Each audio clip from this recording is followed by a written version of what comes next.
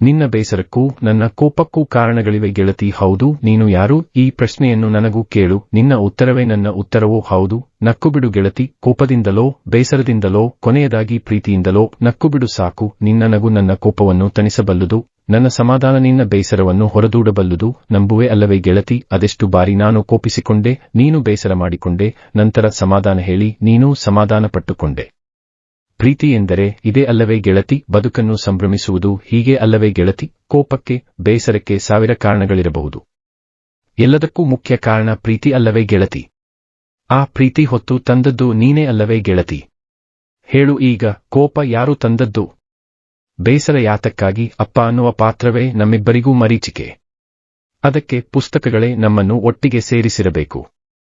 ಎಷ್ಟು ಪ್ರೀತಿಸಿದೆವು, ಅದೆಷ್ಟು ಮೋಹಿಸಿದೆವು ಅನ್ನುವ ಲೆಕ್ಕಾಚಾರಕ್ಕಿಂತ ಒಬ್ಬರನ್ನೊಬ್ಬರು ಅರ್ಥ ಮಾಡಿಕೊಂಡಿದ್ದೆಷ್ಟು ಎಂದು ಯೋಚಿಸಲು ಕೂತಾಗ ನಮ್ಮಿಬ್ಬರ ಬಾಯಿಗಳು ಮಾತುಗಳಿಲ್ಲದೆ ಒಣಗಬಾರದು ಗೆಳತಿ. ಅಷ್ಟು ಅರ್ಥೈಸಿಕೊಳ್ಳಬೇಕು. ಈ ಅರ್ಥೈಸಿಕೊಳ್ಳುವ ಸಮಯದಲ್ಲಿ ಅನುಮಾನ, ಬೇಸರ, ಕೋಪ, ಒತ್ತಡ, ನಿರಾಸೆ, ನಿರೀಕ್ಷೆ, ಉತ್ಪ್ರೇಕ್ಷೆ ಎಲ್ಲವೂ ಇದ್ದಿದ್ದೆ. ದುಡುಕುವ ಮುನ್ನ ಯೋಚಿಸಬೇಕು ನಾವಿಬ್ಬರೂ ನಮ್ಮಿಬ್ಬರ ಭವಿಷ್ಯದ ಬಗ್ಗೆ. ನಿರೀಕ್ಷೆಯನ್ನು ಮೀರಿ ಯಾರಿಗೆ ಯಾರ ಸಮಯ ಉಂಟು? ಸದಾ ಜೊತೆಗಿದ್ದರೆ ಚೆಂದ, ಆದರೆ ಅಪರೂಪಕ್ಕೆ ಭೇಟಿಯಾದಾಗ ಸಿಗುವ ಅಪರೂಪದ ಹಗ್ಗಿನ ಬಗ್ಗೆ ನೀನೇ ಅಲ್ಲವೇ ಹೇಳಿದ್ದು? ಹಾಗಂತ ಇದು ಉತ್ಕಟವಾಗಿ ಪ್ರೀತಿಸುವುದರಿಂದ ತಪ್ಪಿಸಿಕೊಳ್ಳುವುದಲ್ಲ ಗೆಳತಿ. ವಿರಹದ ಪರಿಭಾವವನ್ನು ನಾನೂ ಬಲ್ಲೆ. ಅದು ನೀಡುವ ಸುಖ ನಿನಗೆ ಹೊಸದಲ್ಲವೇ? ನೀನು ಸಿಕ್ಕಿ ಈ ದಿನಕ್ಕೆ 1 ವರುಷವಾಯಿತು ನೋಡು. ಸಿಕ್ಕ ಜಾಗದಲ್ಲಿಯೇ ಮತ್ತೆ ಸಿಗಬೇಕಿತ್ತು ಅಂತ ಇಬ್ಬರಿಗೂ ಅನ್ನಿಸದೇ ಇರದು.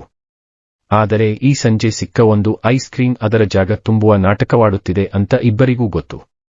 ಸದ್ಯಕ್ಕೆ ಆ ವಿಷಯದಲ್ಲಿ ಅಸಹಾಯಕರು ಎಂದುಕೊಳ್ಳೋಣ. ನೀನು ಚೆಂದ, ನೀನು ಹಾಗೆ, ನೀನು ಹೀಗೆ ಎಂದೆಲ್ಲ ನನಗೆ ಅನ್ನಿಸಿದ್ದಿಲ್ಲ. ನನ್ನವ್ವ ನಿನ್ನ ಕಂಗಳಲ್ಲಿ ಕಂಡಳು ಅಷ್ಟೇ. ಮತ್ತೆ ಪ್ರೀತಿಸದೆ, ಮೋಹಿಸದೆ ನಾ ಹೇಗೆ ಇರಲಿ ಹೇಳು?